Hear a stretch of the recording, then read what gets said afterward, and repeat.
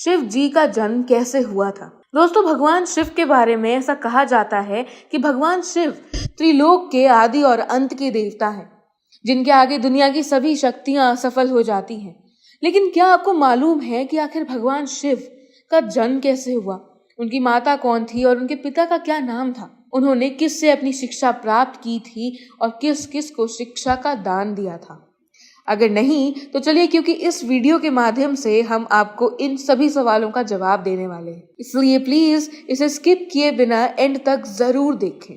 दोस्तों, आज सबसे पहले भगवान शिव के जन्म से जुड़ी पहली कहानी यानी शिव पुराण की एक लोकप्रिय कथा के बारे में जानते हैं। शिव पुराण के अनुसार भगवान शिव को स्वयंभू माना जाता है, जिसका मतलब होता है भगवान शिव का जन्म स्वयं ही हुआ था। यानी कि इससे एक बात तो साफ हो जाती है कि ना ही भगवान शिव की कोई माता है और ना ही भगवान शिव के कोई पिता है। इसी कारण भगवान शिव पंच तत्व से भी परे हैं, जिस कारण से इन्हें मृत्यु का भी कोई भय नहीं है और इनकी मृत्यु कभी नहीं हो सकती।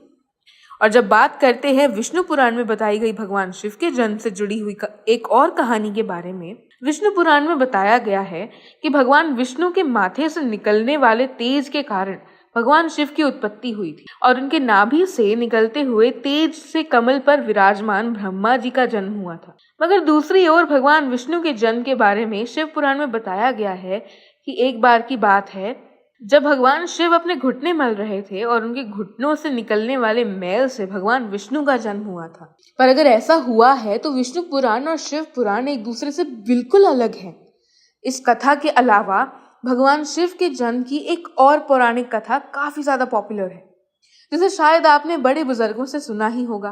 पर अगर नहीं सुना तो आपकी जानकारी के लिए बता दें कि एक बार की बात है, भगवान विष्णु और परम ब्रह्मा जी के बीच इस बात की बहस छिड़ गई कि आखिर इस संसार में सबसे महान कौन है। और जब भगवान विष्णु और भगवान ब्रह्मा इस बात को लेकर बहस कर रहे थे तो एक जलते हुए खंबे के रूप में महादेव उनके बीच आए। दोस्तों, वो दोनों इस रहस्य को नहीं समझ पाए और तभी अचानक से एक आवाज आई, जो भी इस खंबे को छोड़ ढूंढेगा वही सबसे महान कहलाएगा। ऐसा सुनते ही भगवान ब्रह्मा ने एक पक्षी का रूप लिया और खंबे का ऊपरी हिस्सा ढूंढने निकल गए। वहीं भगवान विष्णु ने वराह का रूप धारण किया और खंबे का अंत ढूंढने निकल गए। बहुत देर तक खोजने के बाद भी दोनों में से किसी को भी एक खंबे का छोर नहीं मिला और दोनों हार मानकर वापस आ गए। इसके बाद भगवान शिव अपने असली रूप में आए और फिर भगवान विष्णु और ब्रह्मा जी ने ये मान लिया कि महादेव ही सबसे महान और शक्तिशाली हैं। इनसे बड़ी कोई शक्ति इस दुनिया में नहीं है। इसके साथ ही शिव पुराण में बताया गया है, खंबा इस बात को दर्शाता है कि ना ही भगवान शिव जन्मे थे और ना ही उनका कोई अंत है। और एक कारण तो यही है कि भगवान शिव को स्वयंभू कहा जाता है, यानी भगवान शिव का अंत नहीं है, वे अमर हैं। अब हम बात करते हैं भगवान शिव से जुड़े एक ऐसे विषय के बारे में जो सबसे ज्यादा प्रसिद्ध है कि क्या भगवान ब्रह्मा भगवान शिव के पिता हैं। जी हाँ, इनकी ये कहानी लोगों के बीच काफी प्रसिद्ध है। तो आपको बता दें कि आखिर किस प्रकार भगवान शिव ने ब्रह्मा पुत्र के रूप में जन्म लिया। इसके पीछे विष्णु पुराण की एक पौराणिक कथा है, जिसके अनुसार जब धरती, आकाश, पाताल या कहे पूरा यूनिवर्स जलमग्न यानी पानी में डूबा हुआ था, तब भगवान विष्णु के अलावा कोई भी देव या प्राणी संसार में नहीं था। तब केवल विष्णु ही जल सतह पर अपने शेषनाग पर लेटे हुए नजर आ रहे थे, जिसके बाद उनकी नाभि से कमल की डंडी पर ब्रह्मा जी प्रकट हुए। और जब भगवान ब्रह्मा और भगवान विष्णु इस यूनिवर्स में संबंधित बातें कर रहे थे तब भगवान शिव प्रकट हुए, जिसके बाद ब्रह्मा ने उन्हें पहचानने से इनकार कर दिया। इस कारण से महादेव रूठ गए और उनके रूठ जाने के कारण भगवान विष्णु ने उन्हें दिव्य दृष्टि प्रदान की, ब्रह्मा जी को भगवान शिव की याद दिलाई, जिसके बाद भगवान ब्रह्मा को अपनी गलती का एहसास हुआ और महादेव से क्षमा मांगते हुए उन्होंने उनसे अपने पुत्र के रूप में होने का आशीर्वाद मांगा, जिस कारण से भगवान शिव ने भगवान ब्रह्मा की प्रार्थना को स्वीकार करते हुए उन्हें यह आशीर्वाद दे दिया। लेकिन इसके बाद जब भगवान ब्रह्मा ने इस सृष्टि की रचना शुरू की तो उन्हें एक बच्चे की जरूरत पड़ी और तब उन्हें भगवान शिव का आशीर्वाद ध्यान आया, जिसके लिए भगवान ब्रह्मा ने तपस्या की और बालक के रूप में भगवान शिव उनकी गोद से रोते हुए प्रकट हुए। आपको बता दें कि यह भगवान शिव का एकमात्र बाल रूप है। जब भगवान ब्रह्मा ने उनके रोने का कारण पूछा तो उन्होंने बताया कि उनका कोई नाम नहीं है, तो भगवान ब्रह्मा ने भगवान शिव का नाम रुद्र रख दिया, जिसका मतलब होता है रोने वाला। पर इसके बावजूद भी भगवान शिव चुप नहीं हुए, इसलिए ब्रह्मा जी ने उनका दूसरा नाम दिया। पर शिव को वह नाम भी पसंद नहीं आया, पर फिर भी चुप नहीं हो रहे थे। ब्रह्मा ने उन्हें दूसरा नाम दिया, पर शिव को वह नाम भी पसंद नहीं आया और फिर भी वे चुप नहीं हो रहे थे।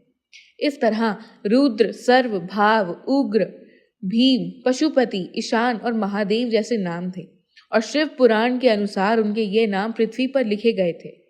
इसके बाद बात आती है श्रीमद् देवी महापुराण की। तो श्रीमद् देवी महापुराण में भगवान शिव की माता और पिता के बारे में बताया गया है। श्रीमद् देवी महापुराण के अनुसार तो देखा जाए तो एक बार जब भगवान नारद जी ने अपने पिता भगवान ब्रह्मा जी से पूछा कि सृष्टि का निर्माण किसने किया है, साथ ही भगवान विष्णु, भगवान शिव और आपके माता पिता कौन है, तब ब्रह्मा जी ने नारद जी को त्रिदेवों के जन्म के बारे में बताया। जो बताया वो वाकई चौंका देने वाली बात थी। दरअसल उन्होंने कहा कि देवी दुर्गा और शिव स्वरूप ब्रह्मा से ब्रह्मा, विष्णु और ब्रह्मा यानी काल सदा शिव हमारे पिता हैं। इसके लिए तब भगवान ब्रह्मा जी ने नारद जी को त्रिदेवों के जन्म के बारे में बताया। जो बताया वह वाकई चौंका देने वाली बात थी। दरअसल उन्होंने कहा कि देवी दुर्गा और शिव स्वरूप ब्रह्मा से ब्रह्मा, विष्णु और महेश का जन्म हुआ था, यानी प्रकृति का रूप लिए माँ दुर्गा ही हम तीनों की माता हैं और ब्रह्मा यानी काल सदा शिव हमारे पिता हैं। इसके साथ ही श्रीमद् देवी महापुराण में भी भगवान विष्णु और भगवान ब्रह्मा के बीच हुए झगड़े की कहानी मिलती है, जिसके अनुसार एक बार श्री ब्रह्मा जी ने विष्णु जी से झगड़ा हुआ और दोनों में बहस छिड़ी हुई थी। तो भगवान ब्रह्मा ने कहा कि सृष्टि को मैंने बनाया है और मैं ही प्रजापिता हूँ, जिसके जवाब में भगवान विष्णु जी ने कहा कि मैं आपका पिता हूँ क्योंकि आप मेरी नाभि से निकले हुए कमल से पैदा हुए हैं। और धीरे धीरे कर ये बहस बढ़ती गई। दोस्तों, इसके बाद इन दोनों का झगड़ा सुनकर सदाशिव वहां पहुंचे और उन्होंने कहा कि पुत्रों, मैंने ही तुमको इस संसार को बनाने और इसे संभालने के केवल 2 काम दिए हैं। इसी प्रकार मैंने शंकर और रुद्र को संहार और तिरोगति के कार्य दिए हैं। इसके साथ ही उन्होंने कहा कि मेरे 5 मुख हैं। एक मुख से आंकार, दूसरे मुख से उंकार, तीसरे मुख से मुंकार, चौथे मुख से बिंदु और 5वें मुख से नाद यानी कि शब्द प्रकट हुए हैं। उन्हें 5 को एक साथ मिलाकर देखा जाए तो एक अक्षर ओम बनता है, जिसे आज हम सभी भगवान शिव के मूल मंत्र के रूप से जानते हैं। इतना कहने के बाद भगवान ब्रह्मा और विष्णु दोनों ही समझ गए कि भगवान शिव से ज्यादा शक्तिशाली इस दुनिया में कुछ भी नहीं है और दोनों ने भगवान शिव को प्रणाम किया और चले गए। चलिए दोस्तों, अब जब आप भगवान शिव के बारे में इतना तो जान ही चुके हैं, तो क्या आपको पता है कि आखिर भगवान शिव ने किस से शिक्षा प्राप्त की थी और उनके गुरु कौन थे?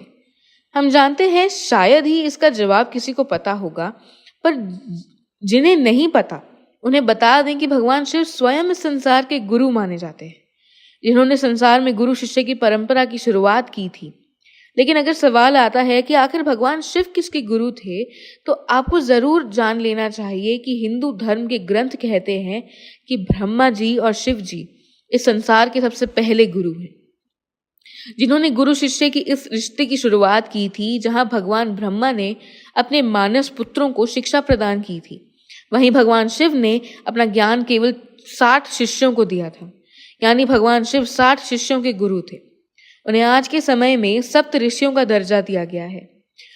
तो दोस्तों, यह थे भगवान शिव के जन्म से जुड़े हुए कुछ फैक्ट्स, जो आपको कैसे लगे हमें कमेंट करके जरूर बताइए।